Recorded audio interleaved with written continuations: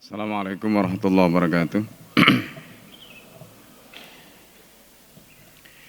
Bismillahirrahmanirrahim. Alhamdulillah wassalatu ala Rasulillah wa ala alihi wa sahbihi wa mawalah la khala wa la quwwata illa billah. Rabbi shrah li sadri wa yassir li amri wa hlul 'uqdatam min lisani yafqahu qawli. Allahumma inni a'udzubika an adilla wa dalla zilla wa zalla wa adlima wa udlama wa ajala jalla alayhi. Bapak Ibu dan saudara sekalian yang dimuliakan Allah, alhamdulillah pada subuh hari ini kita bisa melanjutkan kajian kita kitab Hayatus Sahabah. Sebelum kita mulai, mari kita bacakan surat Al-Fatihah untuk mu'alif kitab ini dan juga untuk guru-guru kita semua dan kita yang hadir baik di masjid maupun di Zoom maupun YouTube. Semoga Allah Subhanahu wa taala senantiasa memberikan keberkahan kepada kita semua, kebaikan dan kebermanfaatan dari ilmu yang kita pelajari, dan semoga membawa kebaikan kita di dunia maupun di akhirat. Ala dinniyah wa likul niyatin salihah. Al-Fatihah. Iya kan.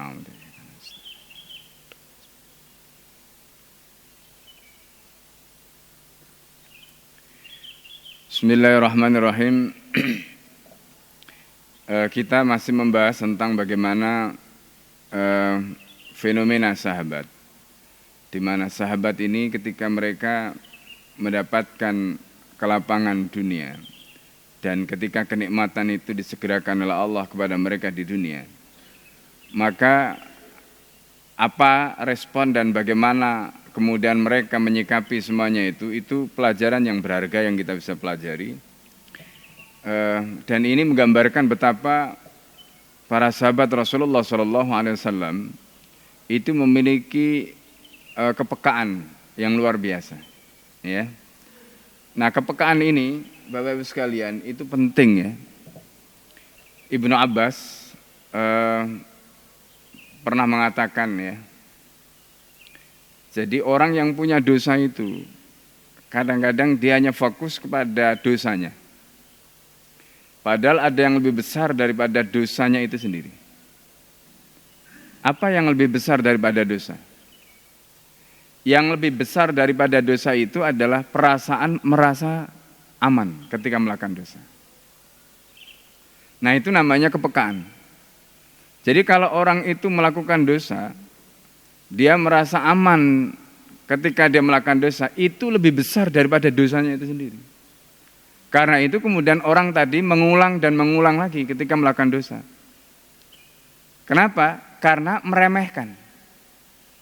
Nah, karena itu sikap ini artinya ketidakpekaan terhadap situasi ini justru lebih besar dosanya ketimbang dosanya itu sendiri, kata Ibnu Abbas. Nah, kebiasaan seperti ini dimiliki oleh para sahabat. Jadi karena itu ketika mereka mendapatkan apapun, mereka itu selalu mikir, mereka itu selalu mengasah perasaan mereka. Ada apa di balik semuanya ini? Nanti kita lihat bagaimana Umar bin Khattab radhiyallahu an yang ketika menjadi penguasa, kemudian beliau selalu melakukan itu. Gitu. Nah, itu kalau di dalam bahasa Arabnya itu kita sebut dengan ihsas fikri. Jadi kepekaan yang dibangun dari pemikiran. Sehingga ketika dia mengalami sesuatu, maka dia langsung introspeksi. Nah, itu langsung melakukan muhasabah, perenungan. Nah, ini. Jadi itu pelajaran yang nanti kita bisa ambil dari riwayat ini. Bismillahirrahmanirrahim. Qala al-mu'allif rahimahullah, nafa'ana bihi wa bi'ulumihi fid dharaini amin. Riwayat yang pertama ini akan kita sampaikan, yaitu riwayat Ibnu Abbas radhiyallahu anhuma.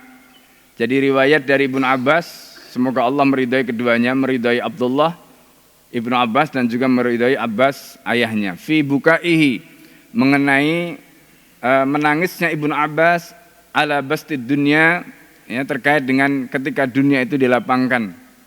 Wa akhraja al-Humaydi wa Ibnu Sa'ad wal Bazzar wa Sa'id Ibni Mansur wal Baihaqi wa ghairuhum an Ibnu Abbas radhiyallahu anhuma Al-Humaid dan Ibnu Sa'ad dan Al-Bazzar serta Sa'id ibn Mansur dan Al-Bahaqi telah meriwayatkan, maupun yang lain telah meriwayatkan dari Ibnu Abbas radhiyallahu anhuma.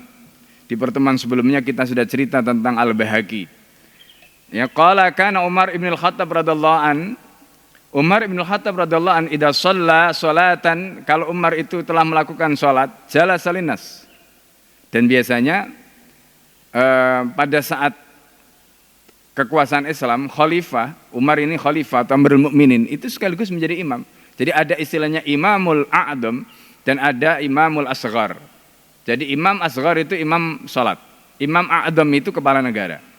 Nah, pada zaman kekuasaan Islam, karena Imamul A'dham itu juga orang yang faqih, maka dia sekaligus menjadi imam. Nah gitu. Ya, itu tradisi yang dibangun oleh Rasulullah. Rasulullah ketika menjadi kepala negara, Rasulullah menjadi imamnya. Kemudian kalau Rasulullah berhalangan, Abu Bakar yang menggantikan. Kemudian ketika Abu Bakar menjadi khalifah, Abu Bakar menjadi imam. Ketika Umar menjadi khalifah, Umar yang menjadi imam. Terus begitu. Itu tradisi yang terjadi. Makanya ada istilah tadi, ada al-imamul a'dham, ada al-imam as-saghar. Jadi imam agung itu adalah khalifah, kepala negara, dan imam kecil itu adalah imam salat. Nah, jadi Umar bin Khattab ketika setelah selesai salat menjadi imam tadi, jalasa linnas, biasanya Umar itu duduk. Ya, enggak langsung pulang. Faman kana lahu hajatun, siapa yang punya kebutuhan, karena yang jadi imam itu khalifah. Jadi orang mau menemui kepala negara itu bebas di masjid itu, nggak ada protokol, ya nggak ada protokol, nggak ada pas pampres, nggak ada, ya. Jadi mau ketemu kepala negara itu bebas, mau ngadukan apa bebas, nggak usah pakai aduan berapa begitu, pakai SMS, pakai WA, nggak perlu, ya nggak perlu, langsung datang dan langsung bisa dieksekusi oleh kepala negara pada waktu itu. Nah, ini kebiasaan Umar bin Khattab. Maka kemudian di sini disebutkan faman kana lahu hajatun, siapa yang punya hajat, salat jamaah di masjid pasti akan ketemu khalifah. Ya, salat jamaah di masjid pasti akan ketemu khalifah. Nah, ini, ya. Nah, yang menarik nanti kisah cucunya Umar bin Khattab, yaitu Umar bin Abdul Aziz. Ini ada satu kisah bagaimana penduduk di Samarkand. Samarkand itu di wilayah Asia Tengah kan? Jadi ini kisah lain ya terkait dengan bagaimana khalifah nanti. Subhanallah, kalau kita membaca kisah ini kita bisa melihat bagaimana indahnya peradaban Islam itu. Jadi ketika itu ada penaklukan, ini cerita sedikit ya sebagai selingan. Jadi ketika itu zaman Umar bin Abdul Aziz itu terjadi penaklukan, pasukannya itu sudah menaklukkan wilayah Samarkand. Nah, pada saat pasukannya menaklukkan wilayah Samarkand itu, panglima yang melakukan penaklukan tadi melakukan kesalahan. Apa kesalahannya? Kesalahannya adalah, kan di dalam Islam itu ketika ada penaklukan, itu yang dilakukan 3. Pertama didakwai dulu. Ya kan? Nah, makanya kata Nabi, ya, la tuqatilum hatta tad'uhum. Kamu jangan memerangi mereka sampai kalian dakwai. Makanya Rasulullah itu kalau mau menaklukkan satu wilayah itu ditunggu sampai malam tiba. Nanti waktu malam tiba itu akan didengarkan ada adzan tidak? Karena adzan subuh itu menjadi identitas. Jadi kalau siang kan mungkin suaranya nggak terdengar, tapi kalau subuh kan kalau adzan pasti terdengar karena nggak ada suara yang lain gitu. Maka Rasulullah menunggu sampai subuh. Kalau nanti ada adzan subuh berarti ada orang Islam, nggak boleh diperangi. Nah, gitu. Kalau nggak ada adzan berarti kemungkinan kampung itu bukan Islam. Nah, di situ baru nanti akan dilakukan. Nah, tapi prosesnya tetap dengan dakwah dulu. La tuqatilum hatta tad'uhum, kata Nabi. Kamu jangan perangi mereka sampai kamu dakwai. Nah, ternyata panglima Umar bin Abdul Aziz ini enggak mendakwai, langsung diperangi. Nah, rakyat Samarkand yang non muslim ini ngerti, ini bukan cara Islam. Bukan cara Islam. Apa yang terjadi kemudian? Rakyat itu ada yang berangkat menghadap khalifah di Damaskus. Ya, dari Samarkand ke Damaskus. Ibu kotanya ketika itu di Damaskus. Nah, kemudian dia bingung kan, di mana istananya khalifah ini, gitu. Nah, kemudian akhirnya di situ ada Masjid Jami' Amawi, Masjid Jami' ya yang sekarang ada di Damaskus, Masjid Jami' yang dibangun pada zaman Bani Umayyah. Karena nggak ada bangunan lain yang lebih megah kecuali masjid itu. Dikira itu istilahnya khalifah. Orang samarkan tadi yang belum masuk Islam tadi, dia nggak tahu. Akhirnya dipikir itu istananya khalifah. Dia masuk ke situ. Begitu mau masuk ke situ, dia lihat orang pada cuci kaki, cuci tangan, cuci muka gitu. Terus dia pikir mungkin beginilah caranya ketika ketemu khalifah. Jadi dipikir caranya ketemu khalifah itu cuci tangan, cuci kaki, cuci muka. Akhirnya dia masuk tuh. Kemudian dia masuk ke situ tadi, dia nggak tahu kalau itu masjid. Ya, dia nggak tahu kalau itu masjid. Begitu masuk, lihat orang, oh mungkin begini caranya ketemu khalifah itu. Ya, berdiri, bersedekap, kemudian rukuk, kemudian sujud, dia ikut itu. Dikira begitu caranya untuk menghadap khalifah itu. Setelah selesai, lalu kemudian ada orang tanya, ini kelihatannya ada orang asing kan, kelihatan itu wajahnya. Didatangi, kamu siapa? Kelihatannya kamu bukan orang, iya saya orang dari Samarkand. Kenapa? Ada urusan apa? Mau ketemu khalifah. Gitu. Terus, apakah ini istana khalifah? Kata, bukan, ini bukan istana, ini masjid. Katanya, ini masjid. Kalau kamu ingin tahu khalifah itu rumahnya itu, ditunjukin rumahnya. Ternyata rumahnya khalifah ini jelek. Ya, rumahnya Umar bin Abdul Aziz ini jelek. Dan nggak tahu kalau itu khalifah. Karena apa? Umar bin Abdul Aziz itu sederhana sekali. Ya, jadi yang memimpin salat tadi itu khalifah. Nah, kemudian dia nggak ditemui di situ, tapi ditemui di rumahnya. Begitu tahu rumahnya jelek sekali. Ya, nah, ini cerita sedikit tentang bagaimana kisah. Dan akhirnya kemudian Umar bin Abdul Aziz itu begitu orang tadi datang menyampaikan hajatnya, cerita. Pada saat dia cerita, langsung dia tulis surat kepada panglimanya itu. Begitu surat itu disampaikan panglima, kata dia, kan suratnya itu cuma secari kertas itu. Masa iya secari kertas seperti ini bisa mempengaruhi keputusan panglima itu. Langsung hajatnya orang tadi itu disampaikan di situ, tulis kepada panglimanya. Jadi langsung panglima itu kemudian menarik pasukannya dan dia membayar kerugian yang akibatkan oleh penaklukan tadi itu. Dan ketika itu, sejak saat itu penduduk Samarkand semuanya masuk Islam. Jadi penduduk Samarkand itu masuk Islam gara-gara apa? Melihat akhlaknya pasukan kaum muslimin dan melihat bagaimana ketegasan khalifah ketika pasukannya itu melakukan kesalahan. Subhanallah. Nah, ini cerita sedikit bagaimana hubungan antara rakyat yang ditaklukkan tadi itu dengan khalifah. Nah, Umar bin Khattab radhiyallahu an ketika ada rakyat yang punya hajat datang ke masjid. Datang ke masjid. Dan di masjid itu dia sampaikan semua hajatnya. Ya, semua hajatnya. Nah, di dalam kasus ini disebutkan, nah, faman kana lahu hajatun, siapa yang punya hajat, kallamahu, maka dia akan menyampaikan kepada Umar. Wa ilam yakun li ahadin hajatun qama, kalau enggak ada yang punya hajat, maka Umar berdiri meninggalkan masjid tadi. Fa shalla salawatin linnasi. Nah, ketika itu Umar bin Khattab melakukan sholawatin linnasi, artinya sholat. Kalau yang pertama tadi kan idza shalla sholatan, begitu selesai sholat, sekali sholat itu boleh duduk biasanya. Tapi ini sudah selesai beberapa kali sholat, la yajlisu, Umar itu kok tumben. Biasanya Umar itu begitu selesai sholat duhur atau sholat apa duduk, ya, nunggu orang datang kalau ada yang punya hajat. Ini selesai sholat beberapa kali nggak kelihatan duduk, langsung meninggalkan masjid. Orang bertanya, fakultu, ya, kata perawi hadis ini yaitu Ibnu Abbas, fakultu ya yarfa, yarfa, abi amirul mu'minin syakatun, katanya. Ini pertanyaan Ibnu Abbas. Ibnu Abbas itu siapa hubungannya dengan Umar? Dia adalah muridnya Umar bin Khattab.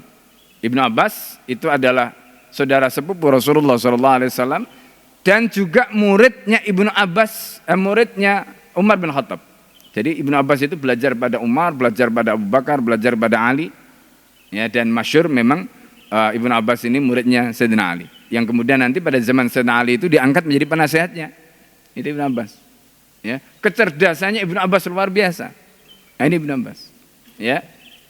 Nah, Ibnu Abbas bertanya kepada Yarfa. Yarfa itu adalah pembantunya Umar, artinya yang membantu tugas-tugas Umar. Abi Amirul Mukminin syakatun, apakah Amirul Mukminin atau Umar bin Khattab itu atau khalifah tadi itu sedang sakit? Biasanya kan kalau habis jadi imam nemui orang yang punya hajat, ini kok jadi imam kemudian terus meninggalkan tempatnya tadi, apakah sakit?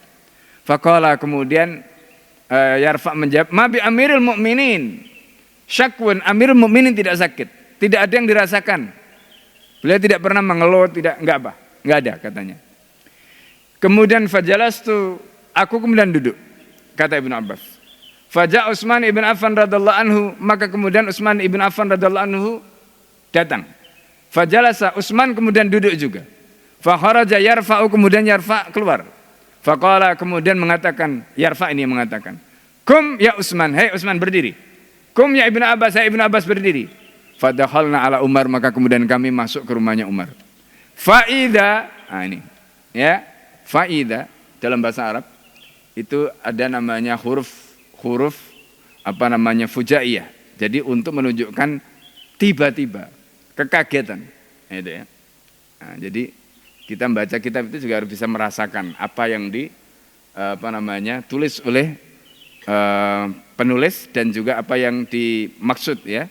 Nah, ini jadi di situ fadahalna ala Umar, maka kemudian kami masuk rumahnya Umar, faida, dan ternyata atau tiba-tiba kami ya baina yadaihi, ketika berada di depan Umar itu ya subarun ya, subar itu jamak dari subrah. Ya, subrah itu gundukan. Ya. Jadi dan ternyata atau tiba-tiba aku menyaksikan, karena itu menunjukkan kekagetan. Siapa yang kaget? Yang kaget itu Ibnu Abbas yang cerita. Ya, karena riwayat ini ceritakan Ibnu Abbas, kaget Ibnu Abbas. Kenapa kaget? Karena di situ ternyata banyak tumpukan min malin ala kulli subratin minha kutufun. Jadi tumpukan harta yang banyak sekali, Masya Allah. Ya kan? Itu di rumahnya Umar. Faqala, maka kemudian Umar mengatakan begini, inni nadartu ila alil Madinah. Katanya, aku telah berpikir, kata Umar, kenapa Umar tadi itu setelah selesai salat enggak nemui orang. Ya, orang punya hajat, Umar langsung katakanlah enggak duduk dulu, kemudian Umar masuk ke rumahnya. Kemudian di sini dikatakan, inni nadartu, aku sudah berpikir ila alil Madinati, ya, mengenai penduduk Madinah, atau bisa juga aku telah melihat penduduk Madinah, boleh juga. Fawajadtukuma, dan aku mendapati kalian berdua, maksudnya siapa? Ibnu Abbas dan Utsman. Min aktsari ahliha asyiratan, katanya, yaitu penduduk Madinah yang paling banyak asyirah. Asyirah itu bisa keluarga, bisa suku, ya. Jadi artinya punya banyak gitu, anggota. Fahuda, maka ambillah kalian berdua hadal mal, harta ini, faktasimahu, kemudian kalian bagi. Ya, kata Umar kepada Ibnu Abbas dan Utsman. Famakana min fadlin, kalau ada lebihnya, farudda, kalian kembalikan. Subhanallah.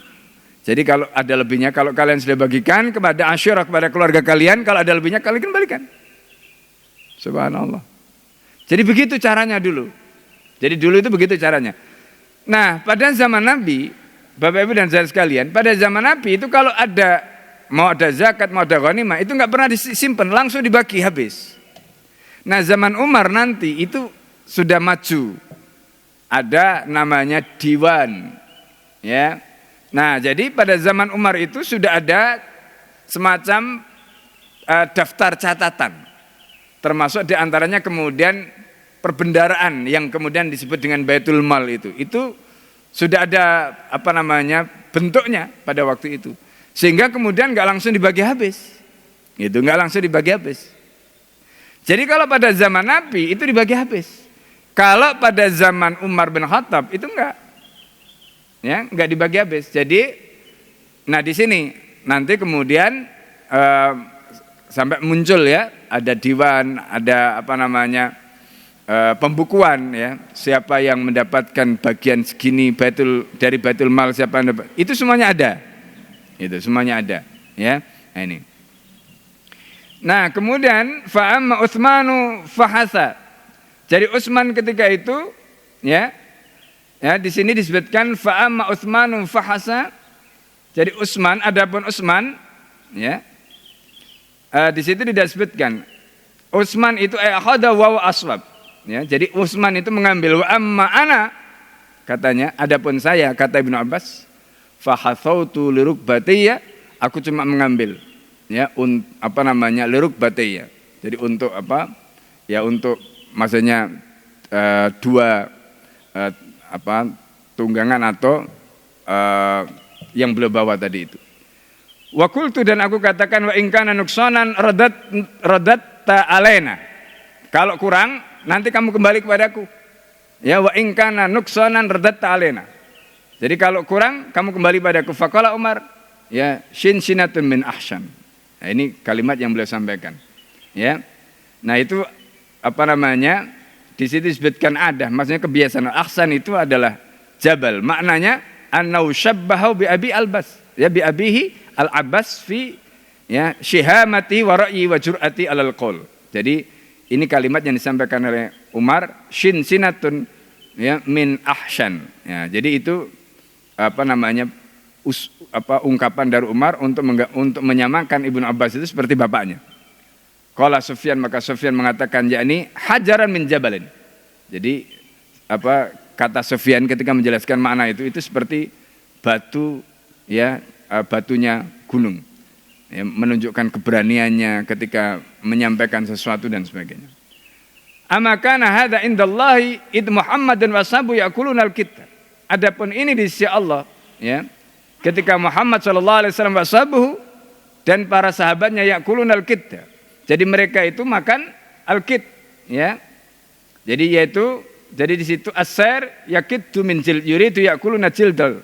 Ya, jadi mereka itu yang mereka maksud itu adalah ketika Nabi dan para sahabat itu memakan ya, makan yang dimakan itu kulit ya. Jadi kulit, jadi makanya kan di dalam kitab fikih itu ada kulit disamak. Ya, kulit disamak itu jadi makanan pada zaman itu. Fakultu, kemudian aku katakan bala wallahi laqad kana hada indallahi wa Muhammadun hayyin, dan ini ya betul-betul ya ada si Allah dan ketika Muhammad masih hidup. Walau alaihi futiha, seandainya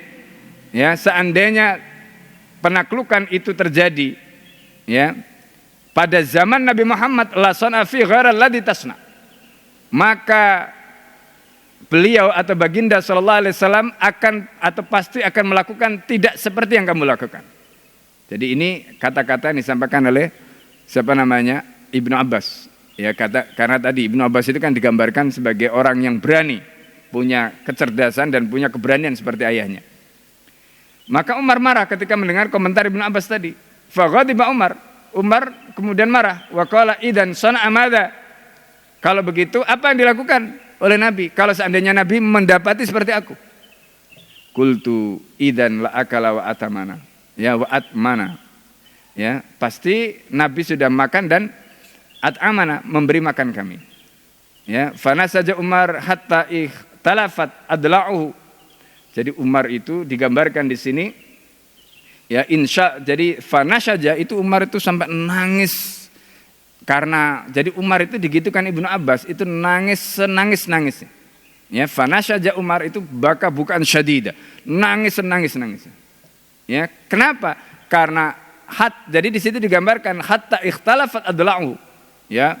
Jadi sampai bergetar ini bau-baunya Umar itu ya, badannya itu saking kalau orang Jawa itu bilang guguk ya, nangisnya itu sampai nangis Umar itu, masya Allah ya, sampai badannya itu bergetar. Nah, ini saking luar biasanya. Jadi Umar bin Khattab ketika diingatkan Ibnu Abbas begitu, meskipun marah tapi kemudian dia sadar. Apa kalimat Ibnu Abbas tadi? Rasulullah enggak akan melakukan seperti yang kamu lakukan. Nah, itu yang ditakutkan. Summa qala waditu anni kharajtu minha kafafan lali wala alayya. Aku berharap aku keluar darinya kafafan itu ya pas-pasan. Laliya wala alayya, aku tidak punya apa? Tidak punya hak dan aku juga tidak punya kewajiban yang harus aku pertanggungjawabkan. Jadi Umar bin Khattab radhiyallahu an itu saking takutnya karena banyaknya harta tadi nanti dihisab sama Allah. Ya ketika beliau meninggalkan dunia ini atau meninggalkan jabatannya tadi, punya kelebihan itu takut, makanya beliau katakan, aku ingin kafafan saja. Kafafan itu ya sudah pas-pasan saja.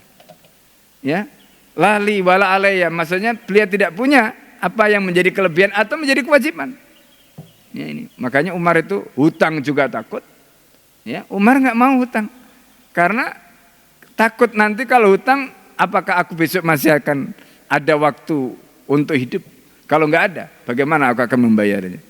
Nah, jadi ini gambaran yang digambarkan oleh riwayat ini, ya, riwayat yang tadi disampaikan oleh Bahaki termasuk para perawi yang sudah disebutkan tadi dari Ibnu Abbas, menceritakan bagaimana Umar bin Khattab radhiyallahu anhu.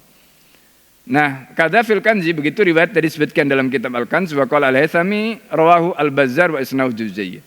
Ya. Nah, kemudian di dalam riwayat yang lain, ya, di dalam riwayat yang lain di sini disebutkan wa kharaja Abu Ubaid wa Ibnu Sa'ad wa Ibnu Rahawiyah wa Syasi wa Hasan dan Hasan an Ibnu Abbas radhiyallahu anhuma. Ini masih dari Ibnu Abbas. Qala da'ani Umar bin Al-Khattab radhiyallahu anhu. Aku dipanggil Umar bin Khattab radhiyallahu anhu, fa'ataituhu, kemudian aku mendatangi Umar, fa'idha baina yadahi nita'un, dan ternyata di hadapan Umar itu ada nita'. Di sini disebutkan, ya, nita' itu walladhi yaftarishu minal julud, ya, jadi kulit yang dijadikan untuk apa namanya alas, ya. Nah, kemudian di sini disebutkan fihi adz-dzahabu manthurun, di situ ada kulit, ya, yang dipakai alas tadi dibentangkan, ternyata di atasnya itu ada emas yang berserakan saking banyaknya, ya kan, masya Allah. Dan di dalam pertemuan yang lalu kita sudah singgung, ya, bagaimana ketika penaklukan pada zaman penaklukan apa namanya Persia, ketika Emporium Persia itu ditaklukkan pada zaman Sayyidina Umar, itu hartanya luar biasa. Ya, hartanya luar biasa, banyaknya yang menjadi rampasan tadi itu. Qala, kemudian Umar bin Khattab mengatakan, halumma ke sini. Yang manggil Ibnu Abbas, ke sini. Faksim hadza baina qaumika, ini kamu bagi kepada kaummu. Fallahu a'lamu, Allah Maha tahu, haitsu zawahada an-nabi. Ya, artinya Allah Maha tahu kenapa Allah itu tidak memberikan ini kepada nabinya. Nah, ini yang tadi Al-Fakir sebut. Umar itu memiliki kepekaan. Jadi contoh, ya, tadi itu. Kalau Umar diberi seperti itu oleh Allah, Abu Bakar tidak diberi seperti itu oleh Allah, Nabi tidak diberi seperti itu oleh Allah, Umar itu kemudian introspeksi, apakah Nabi itu, padahal Nabi itu lebih baik, ya kan? Gak mungkin Nabi itu lebih jelek, Abu Bakar lebih baik. Pertanyaannya, kenapa Nabi yang lebih baik? Kenapa Abu Bakar yang lebih baik? Tidak diberi oleh Allah seperti ini, sedangkan aku yang tidak lebih baik daripada Nabi dan Abu Bakar diberi kayak begini. Ini pertanyaan Umar bin Khattab. Nah, itu tadi Bapak-Ibu sekalian yang Al-Fakir sebutkan tadi di awal kata-kata Ibnu Abbas, ya. Yang paling berat dari dosa itu adalah perasaan tidak berdosa. Yang paling berat ketika kita mendapatkan nikmat itu adalah perasaan terkait dengan tadi.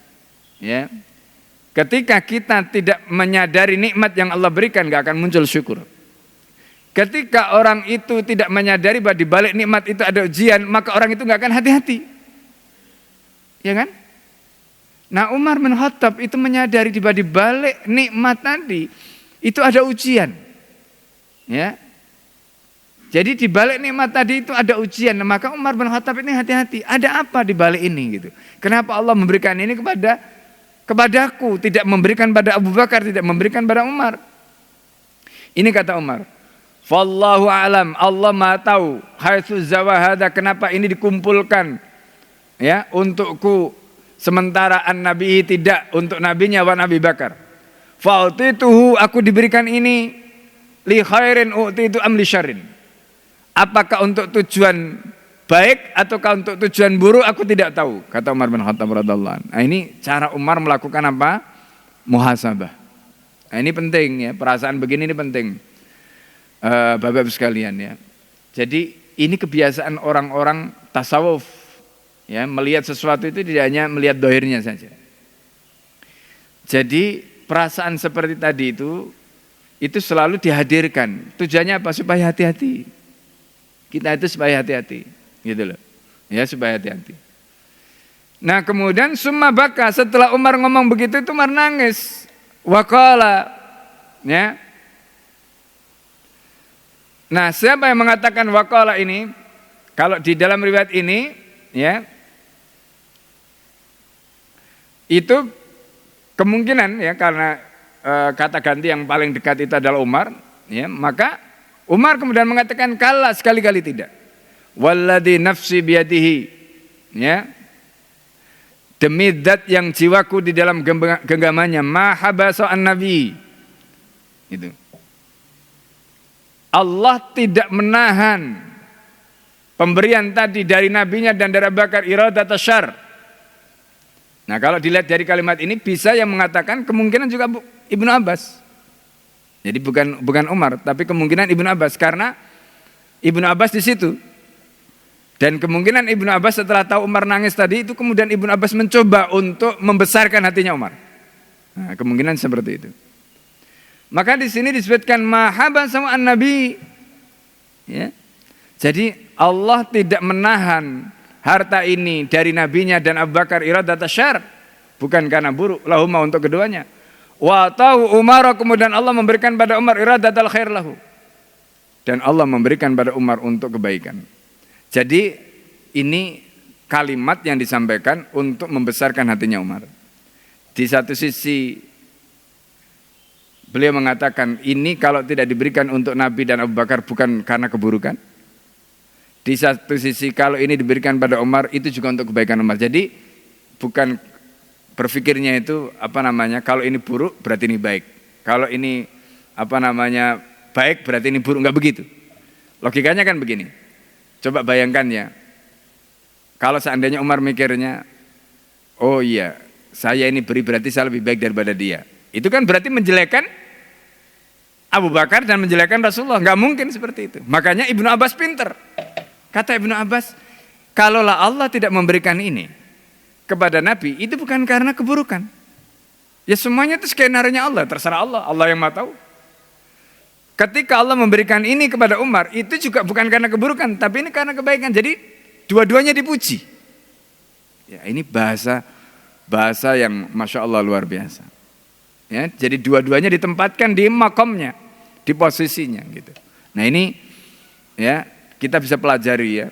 Nah makanya penting kita belajar sirah, kemudian kita tahu bagaimana dialog mereka, bagaimana mereka itu membangun narasi, bagaimana kemudian mereka itu akliyah mereka ya, cara berpikir mereka itu kita pelajari. Kenapa? Karena justru di dalam sirah itu yang paling penting itu kita belajar bagaimana cara berpikirnya sahabat. Ya, cara berpikirnya sahabat. Itu yang hari ini hilang. Nah, cara berpikirnya Umar tadi itu yang hari ini hilang. Banyak di antara kita mendapatkan nikmat, tapi kan enggak ada yang mikir kayak Umar tadi. Itu namanya akliyatus sahabat. Cara berpikirnya sahabat. Ya. Nah, begitu juga nanti ketika misalnya contoh ya. Kenapa Umar itu diberi harta begitu banyak? Nangis. Nah, itu nanti kita bisa lihat dari nafsiyatus sahabat.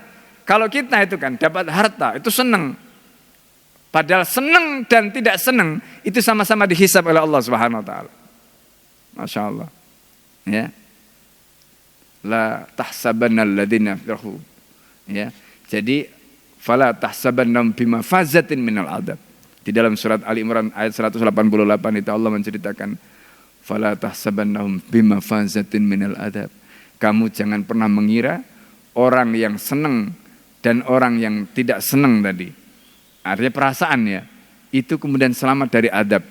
Jadi senang dan tidak senang itu dihisab sama Allah. Masya Allah. Nah itu kita bicara nafsiyah. Nafsiyah itu adalah perasaan. Ya. Jadi ketika Umar bin Khattab mendapati harta yang begitu banyak kemudian beliau sikapnya begitu, itu namanya nafsiyatus sahabat. Bagaimana mereka mengendalikan nafsu mereka. Bagaimana mereka mengontrol nafsu mereka. Jadi tahu kalau nanti senang itu akan dihisab, kalau tidak senang juga akan ditanya, kenapa kamu tidak senang? Itu namanya aqliyatus sahabah wa nafsatus sahabah. Cara berpikirnya kita pelajari, bagaimana sikap mereka, ya, nafsu mereka terhadap harta tadi kita pelajari. Dari pelajaran itu yang paling berharga. Itu yang paling berharga. Ketika kita mempelajari kitab-kitab seperti ini, ya. Nah, ini Masya Allah. Nah kemudian, ya, di sini disebutkan kada fil kanzi, begitulah disebutkan riwayat itu dalam kitab Kanzul Umal. Kita akan lanjutkan kisah Abdurrahman ibn Auf radhiyallahu wa buka'uhu ala bastid dunya. Ini sama. Itu dari kisah Umar. Sekarang kisah Abdurrahman bin Auf. Ya. Bagaimana kisahnya Abdurrahman bin Auf itu dengan kisahnya Abdurrahman bin Auf itu, ya, terkait dengan ketika beliau mendapatkan kelapangan dunia tadi. Nah, di sini disebutkan wa akhraja Abu Ubaid wal Adani an Abdurrahman ibn Auf radhiyallahu anhu. Abu Ubaid dan Al-Adani telah meriwayatkan dari Abdurrahman bin Auf radhiyallahu anhu qala ba'atha ilayya Umar. Umar mengirim, ya, kepadaku radhiyallahu anhu fa'ataituhu, maksudnya mengirim utusan atau memanggilku. Ya, fa'ataitu, aku mendatanginya.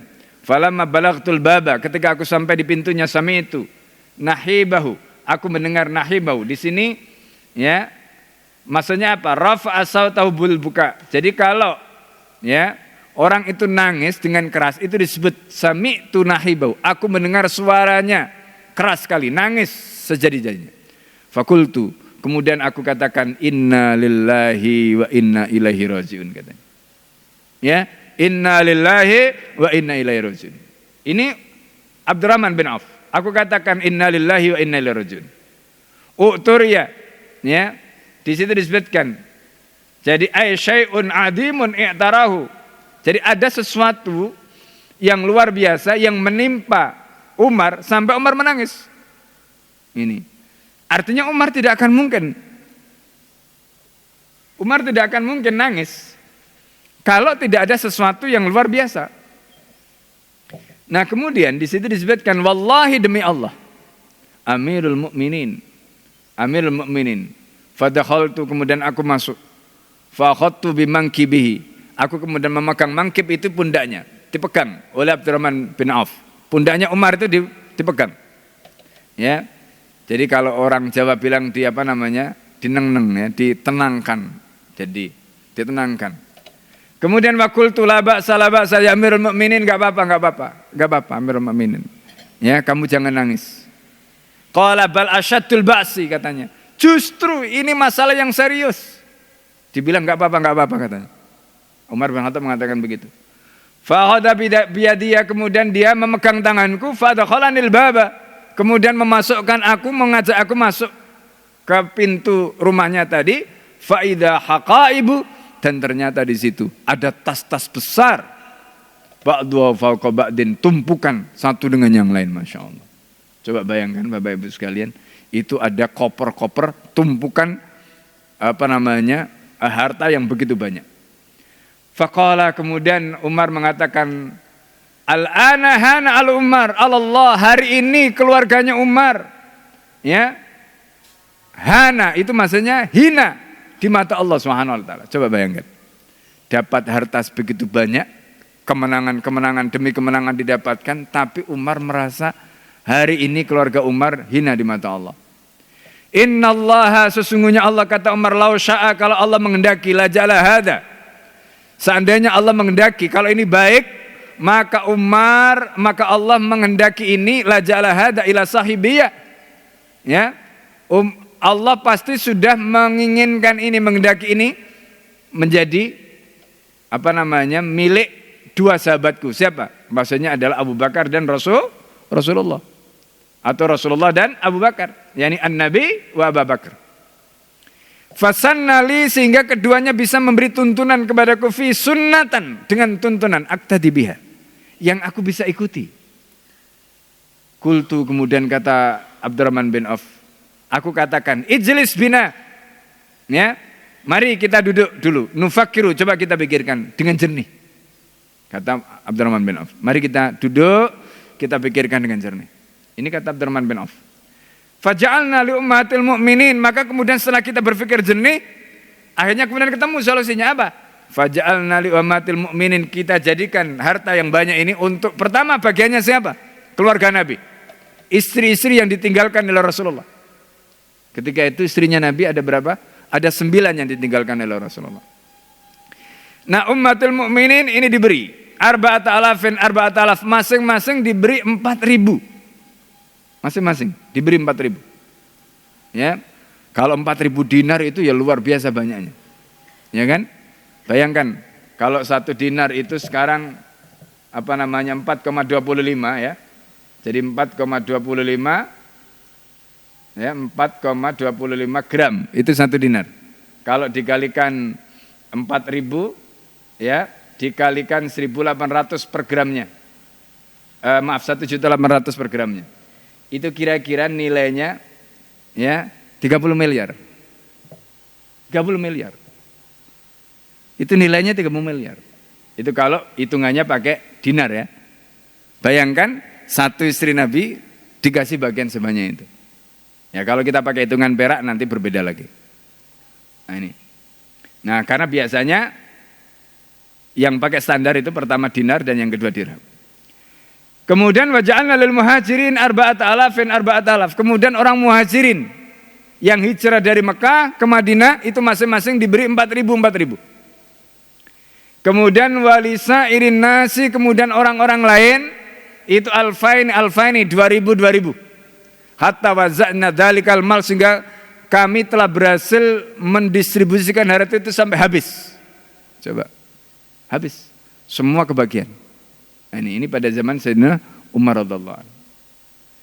Jadi ini gambarannya bagaimana Allah melapangkan harta yang begitu banyak di zaman itu.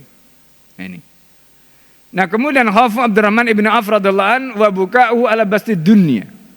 Ini ketakutan Abdurrahman bin Auf dan bagaimana Abdurrahman bin Auf menangis karena dunia dilapangkan untuk beliau.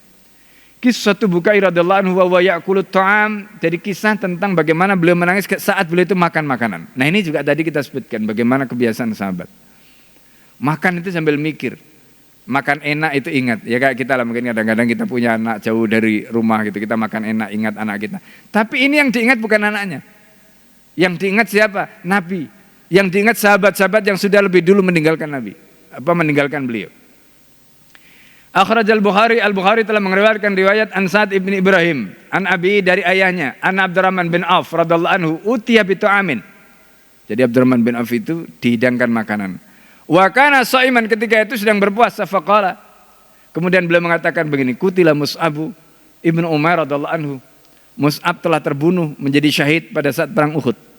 Ya, wa huwa khairun minni, dan Mus'ab itu lebih baik daripada aku, kata Abdurrahman.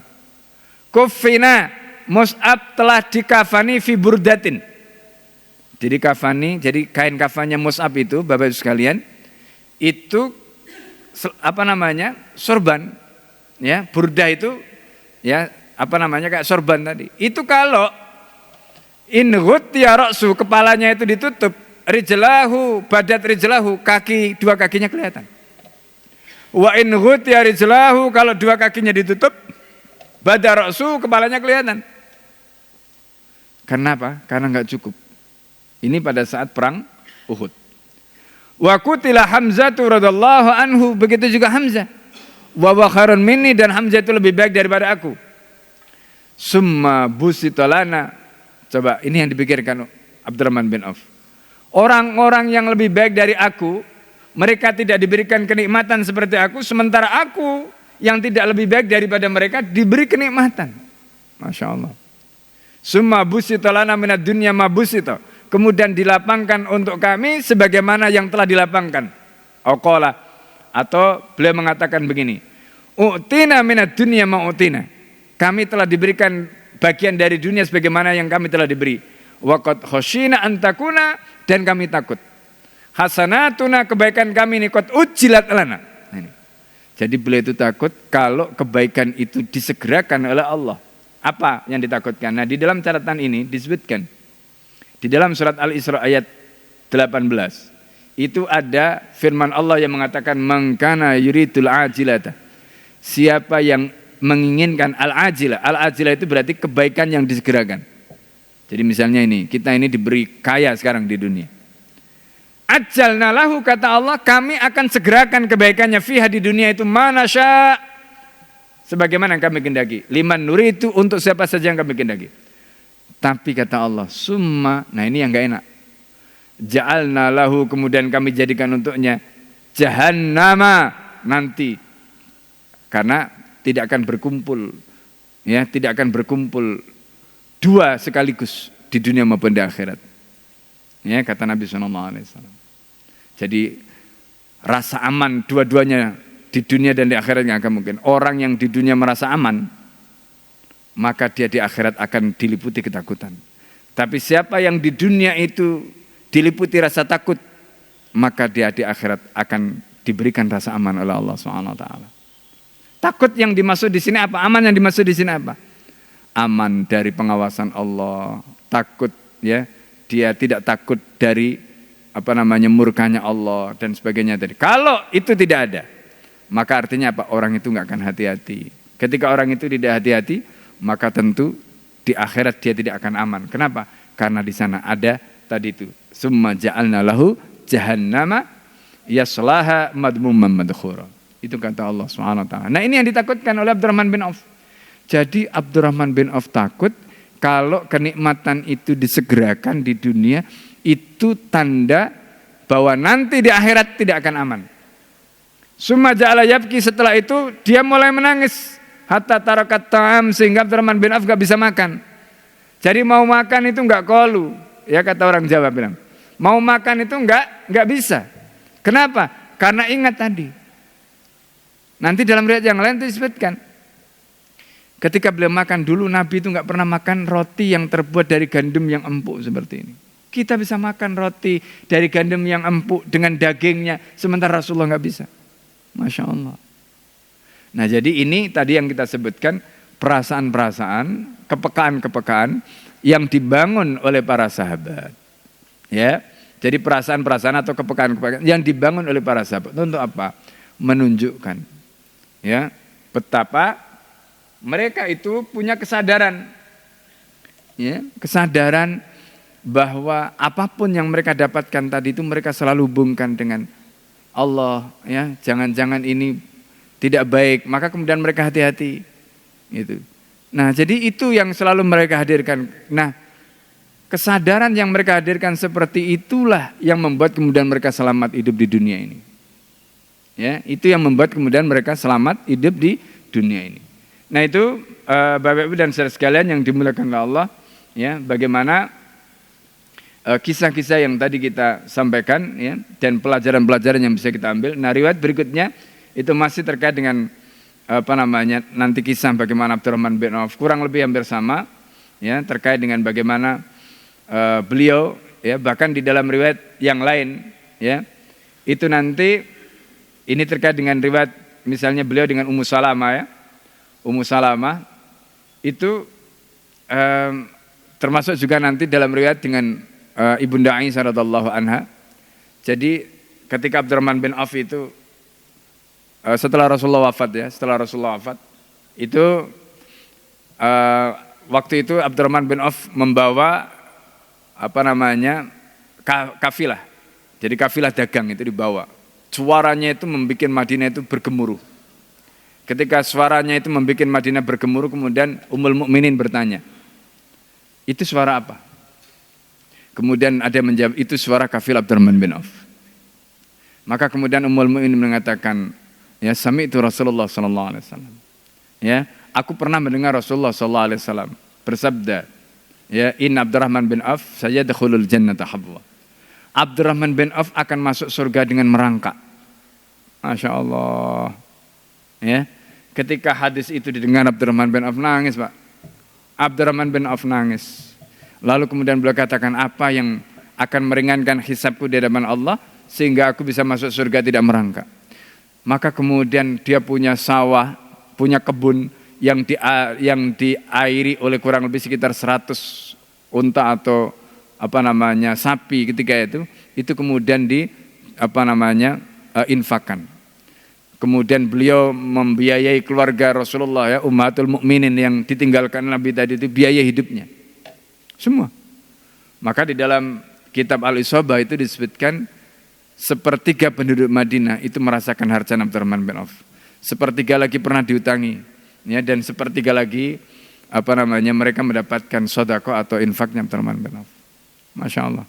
Jadi bayangkan ya, Abdurrahman bin Auf yang kayak begitu, yang perangnya, yang macam-macamnya tadi, nangis karena mendapatkan informasi bahwa nanti akan masuk surga dengan merangkak. Ini Masya Allah. Jadi itu kesadaran-kesadaran para sahabat Rasulullah SAW. Jadi ketika mereka itu mendapatkan kebaikan, mereka muhasabah. Apakah ini disegerakan itu untuk nanti jadi keburukan ataukah seperti apa, itu membuat mereka menangis. Jadi nggak GR gitu. GR itu begini, ya. Misalnya orang itu dapat kebaikan lalu kemudian dia ya siapa dulu dong ya gitu. Itu GR namanya. Ya, jadi dia tidak pernah muhasabah. Seolah-olah dia merasa orang yang pantas terus mendapatkan itu gitu. Padahal belum tentu. Nah, inilah makanya semua kebaikan yang Allah berikan pada kita itu bisa menjadi fitnah. Bisa menjadi fitnah keburukan dan bisa menjadi ujian untuk kebaikan. Nah, kita ini inginnya kalau mendapatkan sesuatu dari Allah harus menaikkan level kita. Kan begitu. Dapat jabatan, dapat harta, dapat apapun itu untuk naikkan level kita. Jangan justru itu jadi fitnah yang menjatuhkan kita. Nah, ini mestinya begitu. Baik, mungkin sampai di sini yang bisa Al-Fakir sampaikan.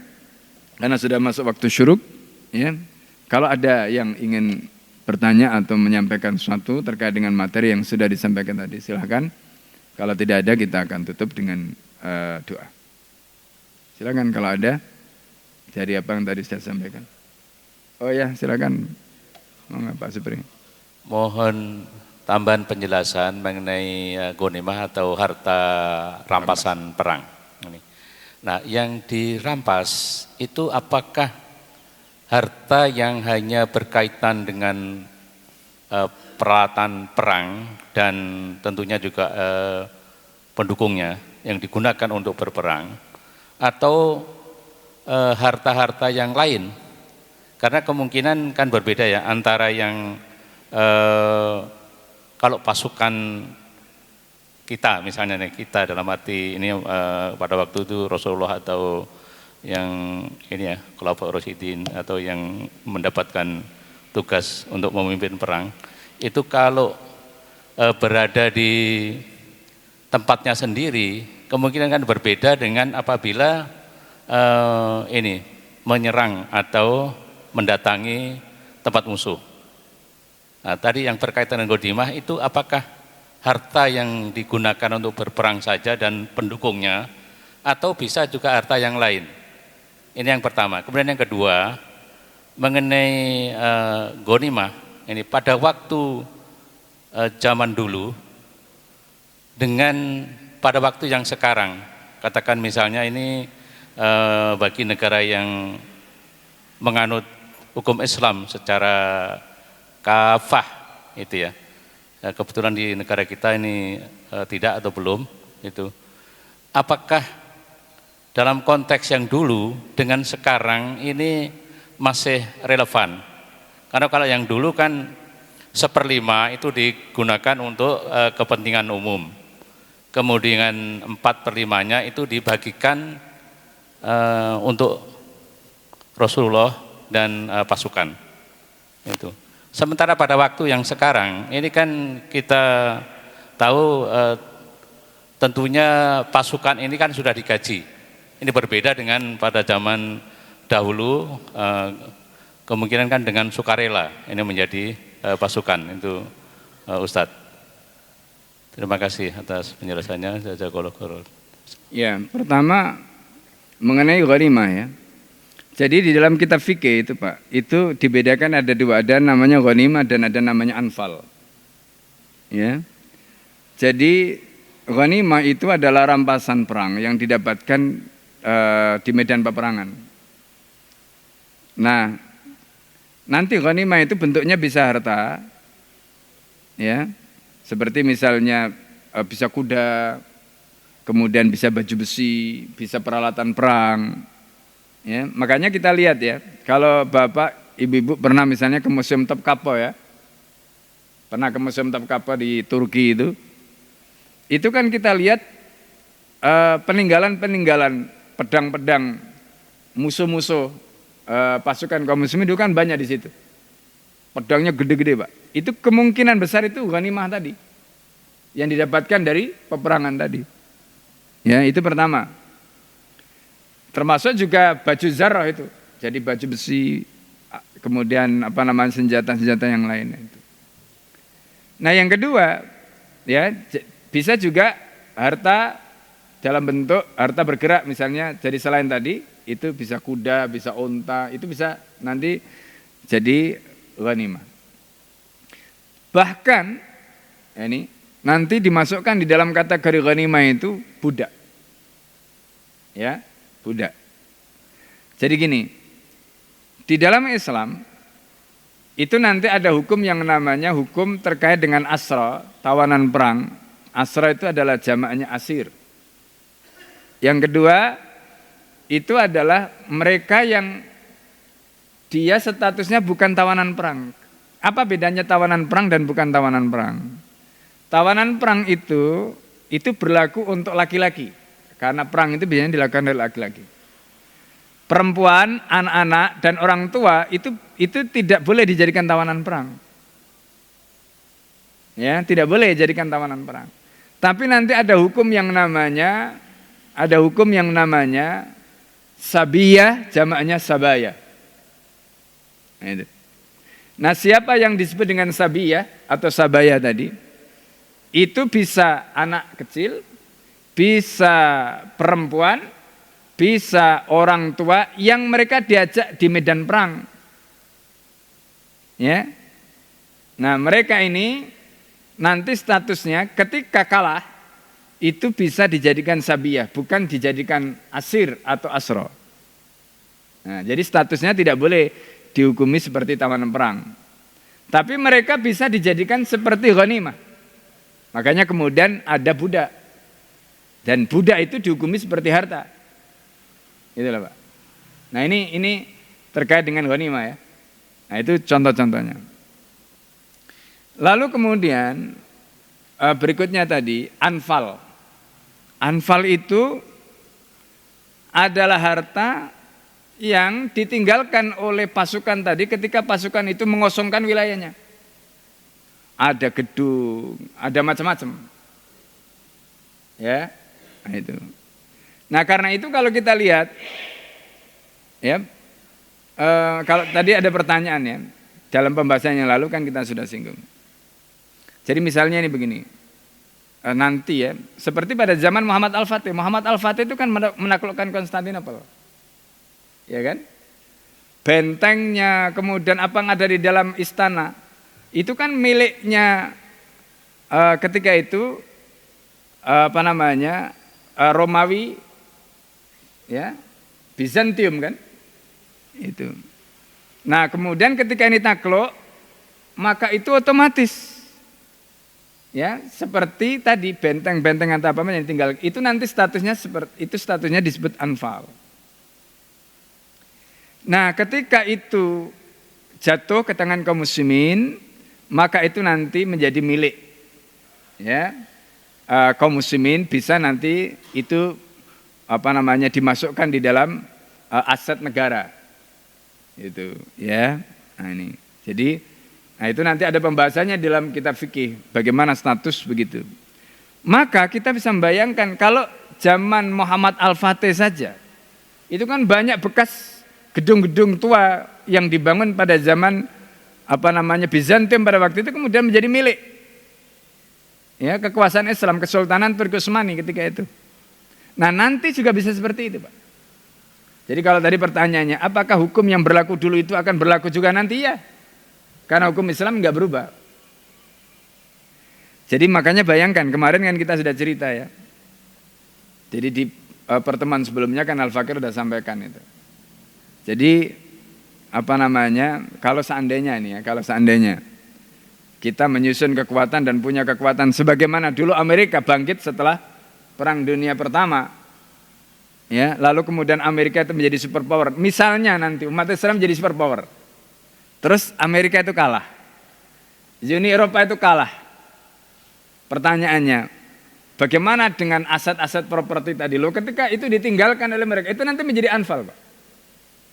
Sehingga umat Islam yang menguasai wilayah tadi, dia nggak perlu membangun gedung-gedung baru dan tidak boleh dihancurkan, nggak perlu dihancurkan. Seperti zaman Muhammad Al-Fatih tadi ketika menaklukkan Konstantinopel tadi. Nah, tinggal dimanfaatkan. Itu sebagai aset negara. Nah, itu. Jadi ini luar biasa. Ya kan? Nah, jadi sekarang kalau pertanyaannya apakah ketentuan hukum misalnya tadi 1/5 ya walillahi khumusahu itu. Jadi khumus itu 1/5 terkait dengan anfal tadi atau ghanimah tadi. Itu tetap berlaku juga. Ya, 1/5-nya itu untuk Nabi dan keluarganya.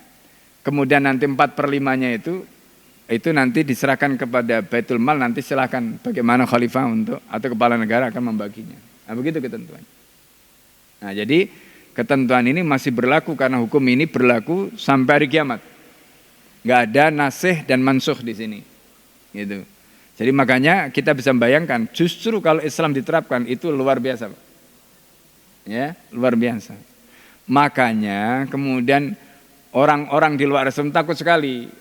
Kalau nanti Islam itu berkuasa lagi, takut sekali, gitu. Karena itu tadi, ya begitu. Nah itu mungkin ya penjelasannya. Baik, sampai di sini kita tutup dengan doa kafaratul majelis. Subhanakallahumma hamdika, asyhadu an la ilaha illa anta astaghfiruka wa atubu ilaik. Assalamualaikum warahmatullahi wabarakatuh.